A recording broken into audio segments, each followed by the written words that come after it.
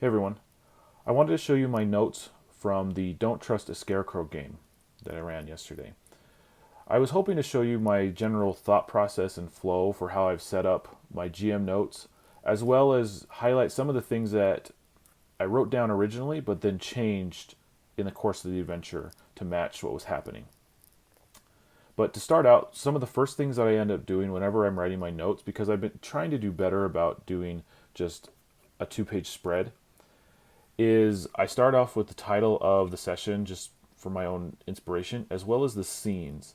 These little keynotes are important because it helps me highlight the flow of the adventure, how many scenes I'm having, as well as trying to match the amount of time that I have in the session to the number of scenes. So I usually try to run about 2-hour sessions, so I know that my scene list can't be very long. So I try to highlight what's the most important elements that I want to get to. And once I've got those kind of nailed down, I move on to actually writing out my notes for each scene. And so I'll give the title of the scene as well as any key details. And so right here for village entrance, I've got the name of the city or the village, and then I've got essentially tags that I can use to kind of get my brain in the right space. So I know that Sternberg is south of Durden, it's a dwarven community, and the buildings are on fire, but the streets are deserted. And so those are my key elements. Everything else can come out with the map or as I'm talking or as questions come out from the players. But these are my key points that I want to remember. And then from there, I'll go through and actually do my timer, treats, and threats if I need them. And so my timer is, D4 -1. That's when the villagers arrive. And then I've highlighted how many arrive. So 2d12 plus 4. I try to sometimes think about the swinginess of dice and then occasionally try to buffer it by adding a +4 or something along those lines. So no matter what, if I roll a 1 and a 1, I'll still get an additional 4 and still have a general impact on the scene. And then the treat that I have is McDroom. He's the dwarf that stumbles in round 1 at the far end of the square. And I took some time thinking about when I want him to show up. I purposely didn't choose to make it a timer of when he showed up because I wanted the players to interact with something immediately and just get right into it. If I put it on a timer, it could have been a 4, and that would have been 4 rounds before something helpful came along, the treat showed up, and it might not match up with the villagers showing up. And I specifically wanted to make sure to get some kind of tell or way of encouraging the players or informing them that there's something up with these villagers. And this is where the little quip comes in, like they're coming. We couldn't stop them. How could we? This how could we wasn't how could we stop them? They're unstoppable. It's like how could we stop them? There's no way. Like I can't bring myself to do it. They're our family. They're our friends. They're our children. Things like that. So I wanted to really emphasize that so that when the villagers do arrive, the players immediately know, wow, something is up. These aren't just monsters. They're innocents. And so I try to use that right off the bat to give them some clues there. Then moving on to scene 2, even though it's in the same location, I'm now in the town square. This is where the villagers attack. I specifically say I want this to be a quick fight, and then they escape to the arena. And then I thought about, well, if I know that they're innocent, well, let's think of a non-lethal option. And so, sure, there's a lot of different mechanics I could suss out for non-lethal damage, but I just figured, hey, instead of using strength and dex, let's make it a wisdom check. So then they can use their wisdom bonus, and if they succeed, they knock out the villager. I've also got my timer. So in D4 rounds, the Scarecrow calls and they all speak in unison in this way. And the reason why I've added this timer here is essentially to match up with the quick fight. I know that this scene will essentially end at this timer, so that way I can limit myself knowing that the bulk of the adventure is going to happen later on. I don't want to spend an hour in this scene dilly-dallying. I want to get on with the session, especially knowing the time constraint. And then I've got my treats. So I've got the barrels and the carts to cut off the roads. If they want to interact with that before the villagers arrive, it could have pulled off some villagers from stepping in. And then the threat is +1 target for each villager killed. So I thought to myself, what would be a way to not generally like punish the players if they decided to ignore kind of the moral request of McDrome, but also to kind of express the the strain of I'm attacking innocents. Like, you know that these aren't monsters; these are villagers, and so I just added in for every villager that gets killed is +1 to the target as they kind of wrestle with that quandary. And then I gave some notes for the villagers, and I try to highlight the stats and the notes in different colors.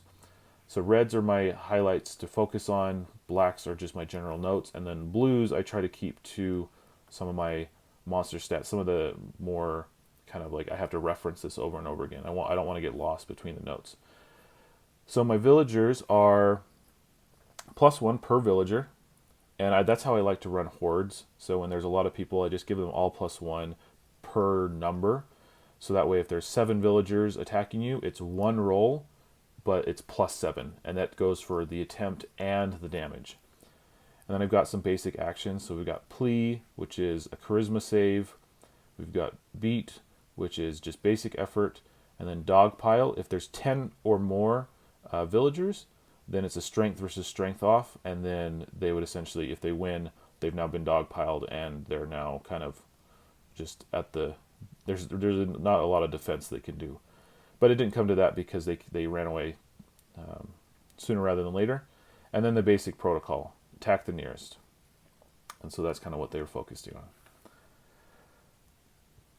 Next up is I've saved this for the Scarecrow because I know they were going to enter into the arena where they're going to meet the Scarecrow. So to save space, I wrote it down here, as well as trying to highlight what is going to be happening as they face this quandary. So Scarecrow is a 3 hearts. He's got a +3 to all rolls, and he has 1 action plus the beacon. And I changed the beacon from what's in the notes, so essentially he gets one of these 2 actions, Psychic Insult or Ill News, and then he does the beacon automatically.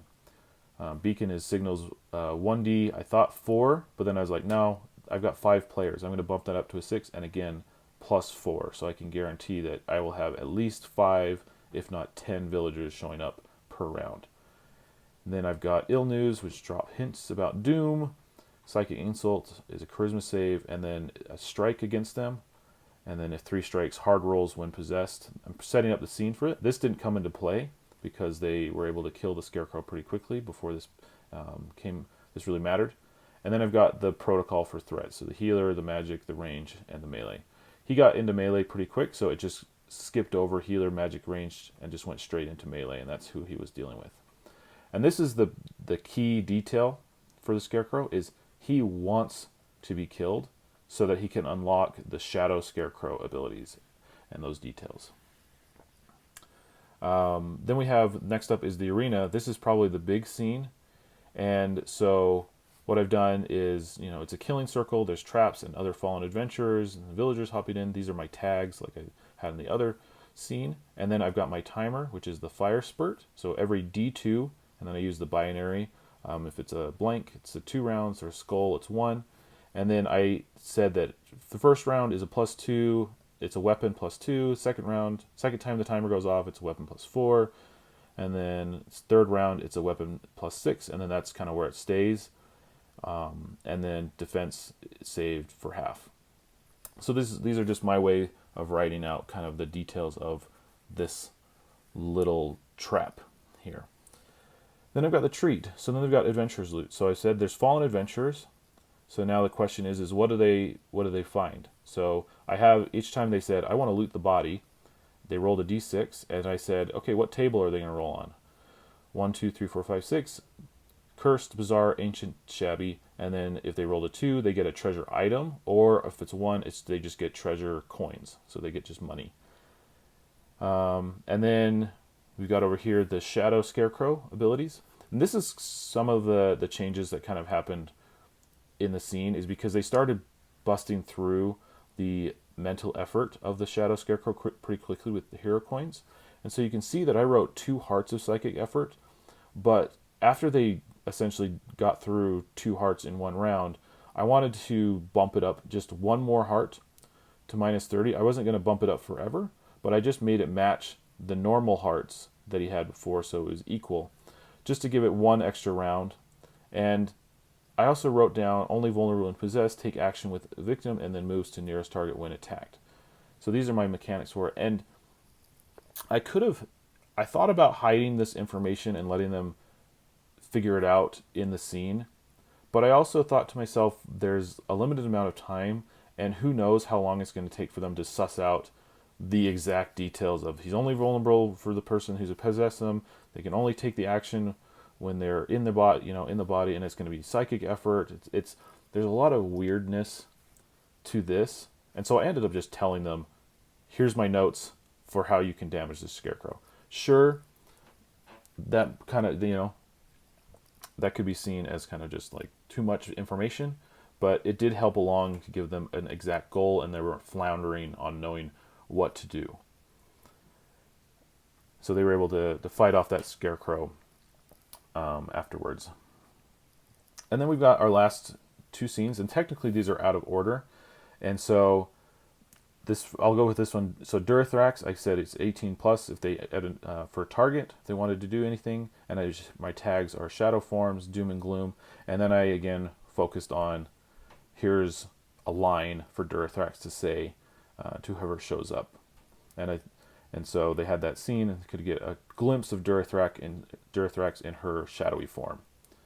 And now here's the dungeon. Now you can see here that I didn't go through all of the details because I knew this scene was technically kind of optional. Like, your focus was on the Scarecrow, they're going to be fighting, who knows, maybe a player would jump down. We ended up going through this after the session, but I didn't go through all the details because I knew, hey, the likelihood is this is going to be the scene that gets cut. But what would they have? So I wrote down screams from the grates, made sure to drop that detail at some point in the session. If they jump down, the soldiers are dead. And then I wrote down, here's kind of the bonuses or what's in the thing. So +2, 2 lions plus a gelatinous cube, and there were 2 chests. And I actually wrote down some loot that they would find, but after the fact, I ended up changing this when we kind of went through this post session in just text RP to match out, because I thought to myself, if it's in session, then the first 2 players are going to grab this, and here's 1, here's 2. But then all of a sudden, dealing with it after the session, I had all 5 players dealing with things. Okay, I only written down 2 things. What do I need to hand out? Well, I changed up some of the loot items, made them some loot rolls, and it was able to get everybody, some element of things based off their rolls and whatnot. And then I've got my stats for my lion and my slime cube. So lions are +2 to all the rolls. They chomp, weapon, leap, ultimate. And you can see how this is a simple stat block. So it's +2, so I know weapon +2, ultimate +2, and then chomp and leap are just things that I can kind of make up on the fly as they come into the words. It's also, chomp is pretty descriptive, leap is pretty descriptive, and then I can lead out from there. And then we've got our slime cube. He's got +5 strength, +5 con. He's got sticky and absorb, and I can refer to this from the Master Edition book if I need to for any extra details or flavor. I got my little doodle. And then the other things, some of the last things you can see is I try to have my notes, and then throughout the session, I'm actually writing down various things. So, like we talked, one of the players, Elin, he needs more combat. That's for a future note for me if I ever run a game with Elin again. Hey, try to set up some more combat for him. I've got my damage counter. It's like, okay, how much effort have they done? Okay, here's all of this happened in one scene. Here's another action. Were they going to get any more? Nope, that's it. I started thinking, I knew kind of what was happening here, so I needed to start thinking about this, as well as some important, the loot numbers that I needed for reference later on, and so on and so forth. Whew. This kind of setup helps me a lot, just because I have this open at the table next to me. I can refer to it. I've also got, my Master Edition open. I've got other notes. I've got my file folders. I've got everything set up for me to quick reference. But here are my notes, and I want to be able to say, here's what I'm using, but in the scene, I'm not beholden to any of this. And so I've made sure that as I've written stuff, it's never so detailed that I don't feel that I can't change something on the fly or ignore something. Like, plea, for example, never came into effect because it just didn't really make sense in the scene. So it was just, they just attacked one time, and that was kind of the timer that lined it up. Dogpile never came into play, and so I just was able to skip over things that just didn't matter. And that makes for a much smoother experience running from notes rather than having pages and pages and pages. The pages and pages that I have in advance are stuff that I need, or I do to get to this point, if I do. Otherwise, this is all I have. But yeah, here's just an overview, but hopefully that all makes sense. It's just a general flow, and I encourage you guys to try it at some times. It's not the only way to write GM notes. There's lots of different ways, but this kind of method is helping me learn to simplify and keep the focus on the game itself rather than spending hours and hours on prepping my notes for the session. So let me know if you have any questions on anything, or any details that you want more explanation on, or anything that you like. I'd love to hear about it.